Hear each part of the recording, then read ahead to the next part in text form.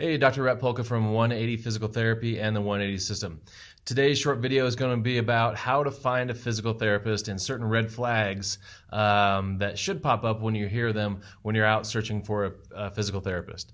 Most of our patients find us by word of mouth referrals. They've either gone to a different physical therapist, a chiropractor, massage therapist.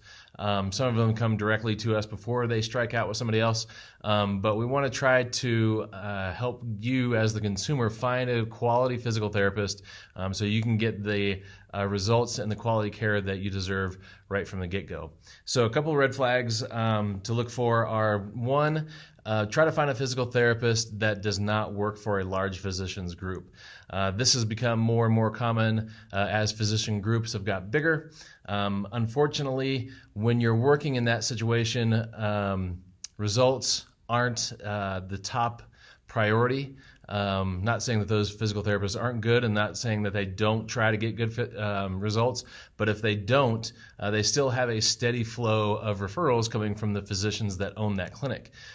When you're out like we are on our own, if we don't get results, we don't get further business.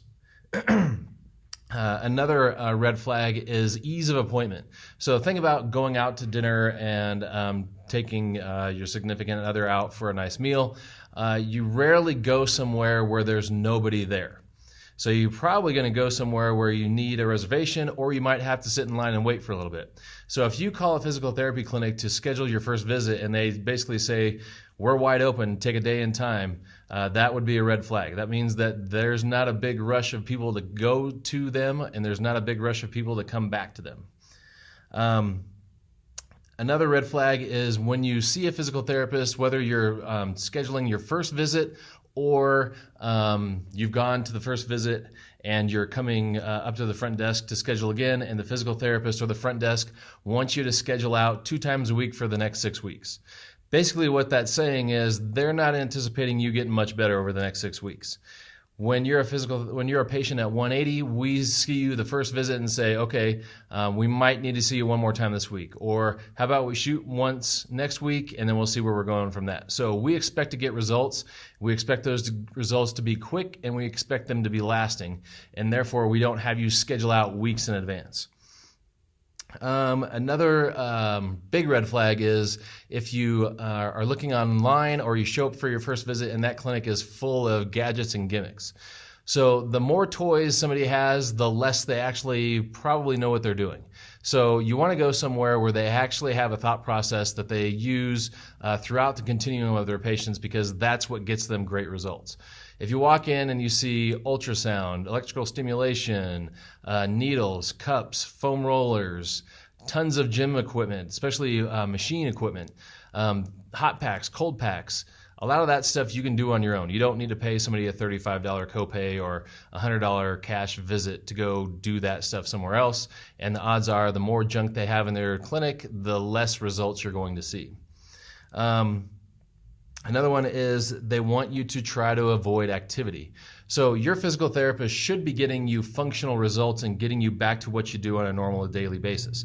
If they say, we don't want you to go back to work, we don't want you to run, we don't want you to work out, that would be a red flag. Now, if you're coming off of surgery and you've got precautions, you had a rotator cuff repair and obviously you can't lift your arm overhead, and they said, we don't want you to go to the gym and use your arm, obviously that makes sense. But if you're seeing somebody for plantar fasciitis, low back pain, cervical muscle spasms, things like that, and they don't want you to do activity, that's a huge red flag. And lastly, they want you to buy some type of gimmick, whether that's shoe inserts or a foam roller or tape.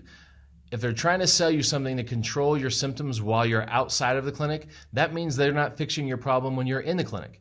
So what they should be doing is giving you exercises and things to do in between visits, not giving you symptom modification gimmicks like orthotics and tape.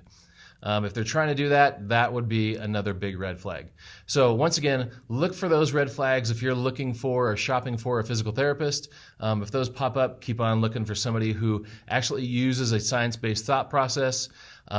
They spend time one-on-one with you. Don't go somewhere where when you walk in and there's aides and techs all over the place doing all of the exercise and treatment with the patients. You should be one-on-one with a physical therapist who implements some type of critical thinking strategy to evaluate and treat you and educate you as to why they are doing and why you're going to get quick results so you don't have to skip out on the things that you love to do.